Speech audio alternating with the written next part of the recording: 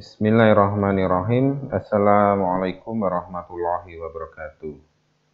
Semoga kita semua selalu dalam lindungan Allah Subhanahu wa Ta'ala. Amin. Baiklah, pada kesempatan kali ini kita akan belajar bersama struktur dasar algoritma, yaitu masuk pada struktur pengulangan.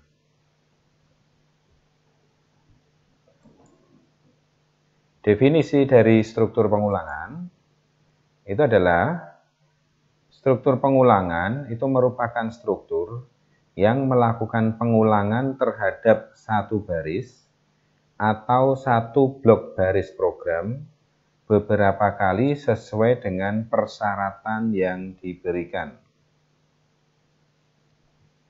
Nah, ini saya perjelas bahwa pengulangan ini, struktur ini adalah dipakai untuk melakukan pengulangan satu atau beberapa kali, artinya banyak kali pengulangannya untuk satu baris atau satu blok baris program.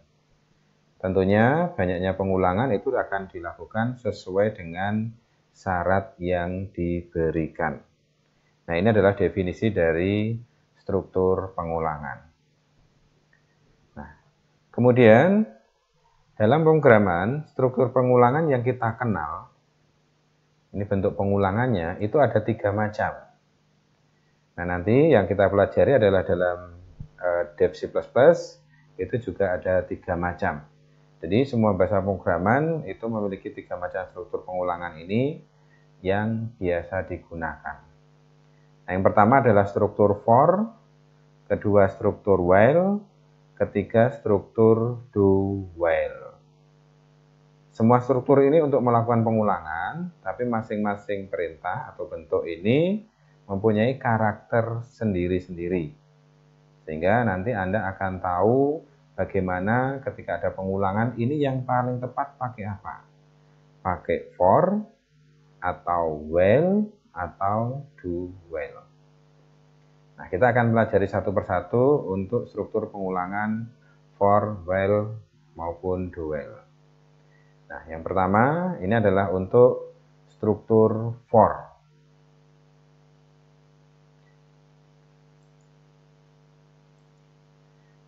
Struktur for.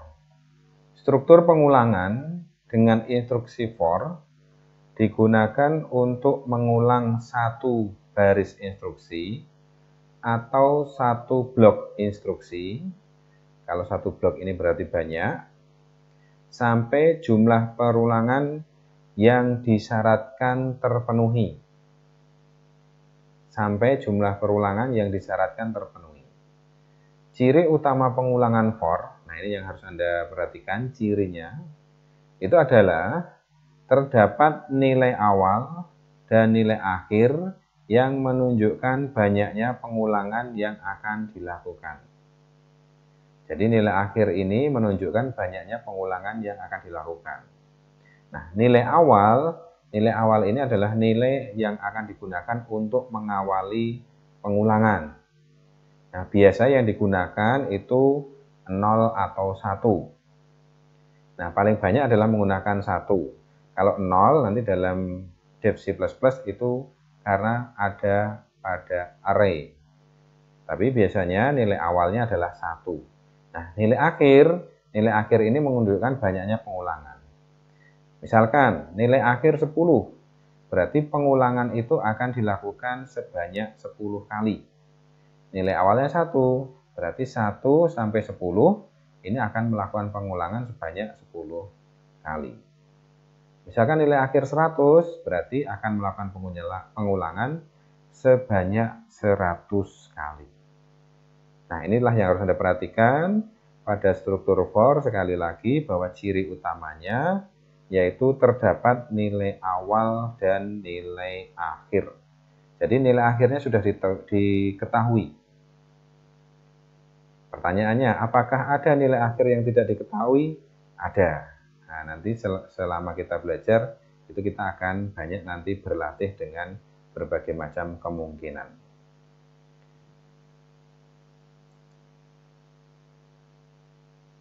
Flowchart untuk struktur for. Nah, ini bentuk flowchart struktur for. Ini adalah simbol preparation, nilai awal. For nilai awal to nilai akhir. Artinya di sini adalah nilai awal untuk nilai awal sampai nilai akhir. Nah, tinggal kita ngasih berapa nilai akhirnya. Misalkan 10 berarti for 1 to 10. Ini adalah logika pemahamannya. Logika untuk memahami. Nah, prosesnya nilai awal itu nanti akan bergerak. Dari 1 akan mengerjakan instruksi 1, instruksi 2, instruksi 3. Terus naik 2, mengerjakan instruksi 1, 2, 3. Terus naik 3, mengerjakan 4, mengerjakan 5, mengerjakan 6, mengerjakan 7, mengerjakan 8, mengerjakan 9, mengerjakan 10, mengerjakan. Nah, ini karena sudah sampai pada 10, nilai akhirnya, maka ini akan berhenti. Nah, kalau berhenti arusnya ke sini. Nah, ini adalah proses yang terjadi pada struktur for. Ini digambarkan dalam sebuah flowchart. Nah, ini penjelasannya juga saya tuliskan. Jadi dari flowchart dapat dijelaskan bahwa instruksi 1, 2, 3 akan dikerjakan berulang yang dimulai dari nilai awal sampai nilai akhir yang diberikan. Jika pengulangan sudah sampai pada kondisi nilai akhir yang diberikan, maka pengulangan akan berhenti. Jadi nilai akhir ini akan menentukan banyaknya pengulangan. Ini adalah flowchart dari struktur for. Contoh,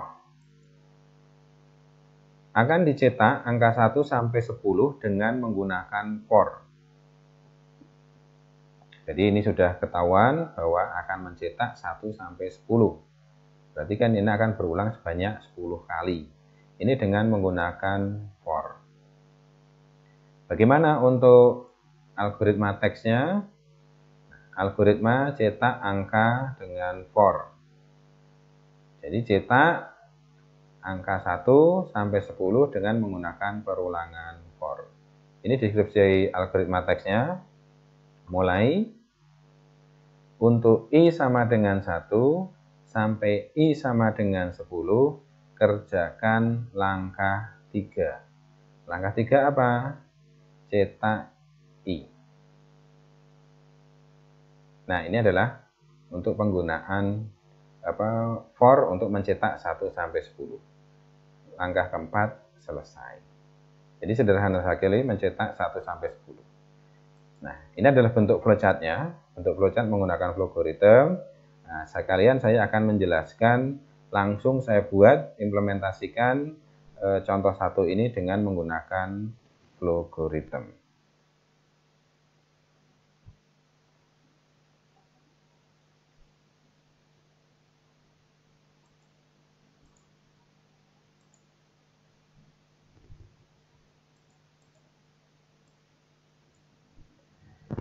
Nah, ini adalah struktur teksnya, algoritma teks. Kemudian ini dalam bentuk algoritma. Langkah 1 mulai. Ini adalah main. Untuk mulai I sama dengan 1, atau langsung boleh ini. Untuk I sama dengan 1 sampai I sama dengan 10, kerjakan langkah 3. Nah, karena di sini ada variabel I, kita deklarasikan dulu. Deklar. I, tipenya integer. Ingat, dalam perulangan itu I ini juga disebut sebagai variabel counter. Nah, dalam pengulangan, I harus bertipe bilangan bulat atau integer. Tidak boleh bertipe pecahan. Atau real, tidak boleh. Harus integer. Jadi harus integer. Perhatikan baik-baik. Nah, integer I. Nah, kemudian ini untuk perulangan dengan for. Di dalam algoritma, for disimbolkan ini. Nah, double klik pada for. Variabelnya diisi I. Start value-nya 1. Tadi nilai awalnya 1. Jadi for, ciri utama for ada nilai awal dan nilai akhir. Start value-nya 1, end value-nya 10 sebagai nilai akhir. Ini ingat, Ada increase, increase itu berarti naik.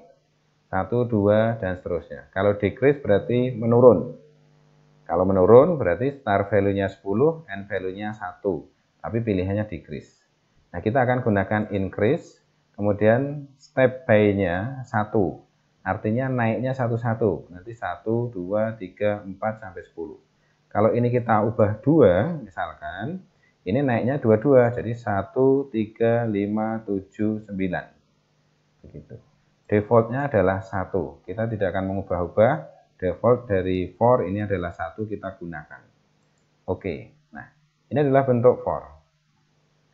Nah, kemudian yang di sini, ini adalah dalam blok for. Artinya pada bagian inilah yang nanti akan dilakukan pengulangan atau akan diulang. Nah, apa yang diulang di sini?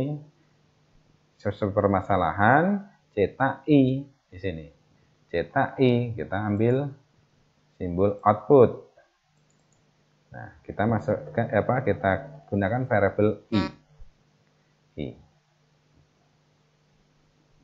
Ingat di sini ada new line. Kalau ini dicentang, berarti nanti tampilannya adalah 1, 2, 3 sampai 10 itu ke bawah. Tapi kalau ini dihilangkan centangnya, 1, 2, 3 itu ke kanan. Kita centang dulu. Oke. Nah, ini sudah selesai mencetak 1 sampai 10. Kita jalankan. Nah, ini Anda perhatikan 1, 2, 3, 4, 5, 6, 7, 8, 9, 10. Nah, ini mencetaknya ke bawah. Kita ubah mencetaknya ke kanan.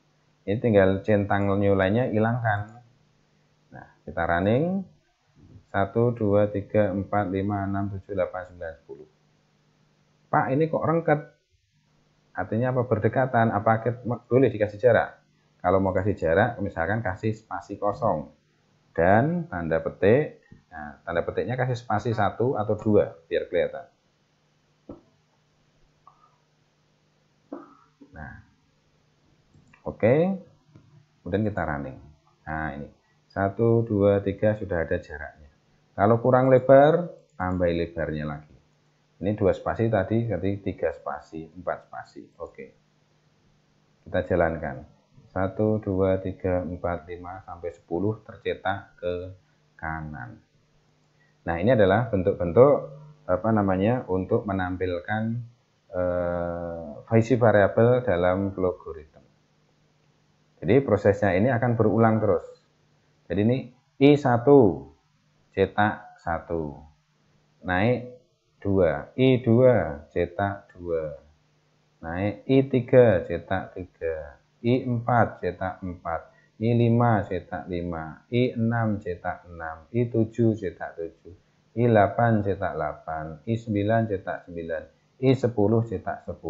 Nah, karena sudah sampai 10 ini selesai. Nah, ini adalah proses untuk mencetak angka 1 sampai 10 dengan menggunakan perulangan for.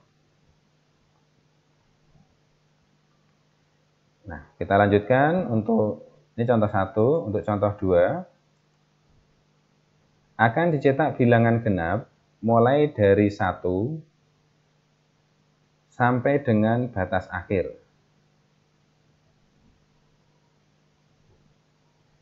Saya ulangi, akan dicetak bilangan genap mulai dari 0 dengan batas akhir diinputkan dari keyboard dengan menggunakan perulangan for. Jadi ini maksudnya nanti ini mau dicetak bilangan genapnya itu 0 sampai berapa. Nah, sampai berapanya nanti bebas. Mau diinputkan 10, berarti dicetak bilangan genap 0 sampai 10. Atau 100, berarti akan dicetak bilangan genap 0 sampai 100. Ini tergantung dari input. Nah, untuk algoritma teksnya, algoritma cek bilangan genap dengan for. Algoritma cetak bilangan genap dengan for. Dicetak bilangan genap dengan batas akhir diinputkan dengan menggunakan for. Deskripsi untuk algoritma teksnya, 1 mulai, 2 baca batas akhir. Ini baca batas akhir berarti batas akhir diinputkan. 3 untuk I sama dengan 1 sampai I sama dengan batas akhir, kerjakan langkah 4 sampai langkah 5. Apa langkah 4 sampai langkah 5? Jika I habis dibagi 2, maka kerjakan langkah 5. Langkah 5 apa? Cetak I. 6, selesai. Nah, Anda perhatikan bahwa langkah 4 sampai langkah 5 itu ada di dalam perulangan for. Ada di dalam perulangan for. Kenapa? Di sini akan dikerjakan langkah 4 sampai langkah 5.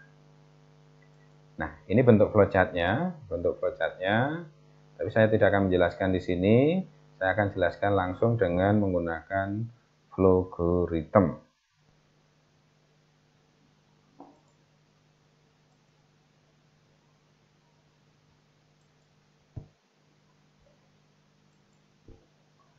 Nah, kita akan deklarasikan dulu untuk batas akhir.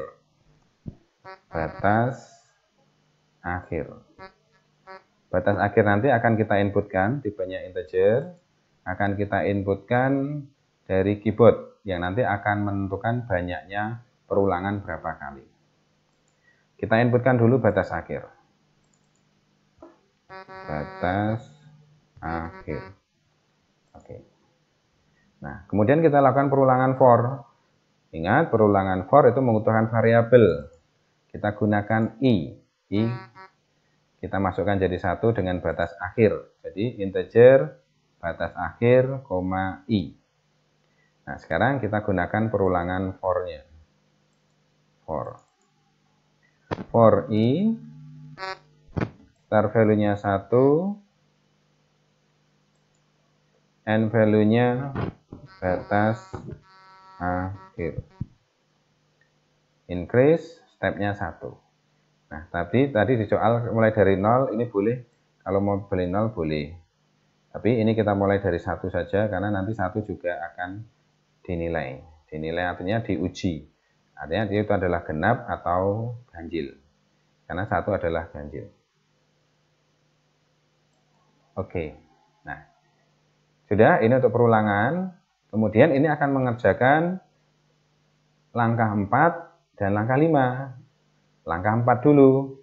Jika I habis dibagi 2, maka kerjakan langkah 5. Jika I habis dibagi 2, jika I modulus pakai persen, 2 sama dengan 0. Nah, sebenarnya kalau dalam C++ atau Dev C++ sama dengan itu 2 kali. Tapi kalau di dalam logarithm boleh 2 kali, boleh 1 kali. Tetap betul. I modulus 2 sama dengan 0, jika ya cetak I. Nah, di sini output I. Oke. Nah, sudah selesai. Jadi di sini input batas akhir misalkan 4 atau 5 gitu ya. I itu batas akhir, I sampai 5. Jadi kerjakan I 1 modulus 2 sama dengan 0, tidak. Berarti ke sini. I 2 modulus 2 sama dengan 0, ya. Berarti cetak 2. I 3 modulus 2 sama dengan 0, tidak. I 4 modulus 2 sama dengan 0, iya. Berarti sini cetak I. I 5 modulus 2 sama dengan 0, tidak, ke kiri. 5 sudah batas akhir, selesai. Nah, kita uji. Kita masukkan di sini, please enter a value of type integer for batas akhir. Kita masukkan 5. Oke, 2, 4. Jadi 2, 4 ini bilangan genap antara 0 sampai 5. Kita banyakkan, misalkan 10. 2, 4, 6, 8, 10. Betul ya. Kita banyakkan lagi, misalkan 50. Nah, ini banyak. Ini bilangan genap. Sekarang coba kita cetak ke kanan. Nah, ini, dan Anda petik dia spasi. Oke. Kita jalankan. Bilangan genap 0 sampai 100. Banyak nih. Oh, maaf, ini new line-nya tadi belum dicentang. Ini new line-nya, centangnya dihilangkan. Bilangan genap 0 sampai 100. Nah, ini ke kanan. Ini adalah daftar bilangan genap 0 sampai 100. Nah, dengan menggunakan logaritma. Oke, silahkan Anda coba untuk flowchart ini. Jadi ini Anda sambil memahami, sambil mencoba, sambil mendengarkan. Harapannya Anda bisa cepat belajarnya, cepat mengertinya. Silahkan kalau nggak mengerti itu bisa ditanyakan. Terima kasih. Demikian untuk struktur pengulangan dengan for. Assalamualaikum warahmatullahi wabarakatuh.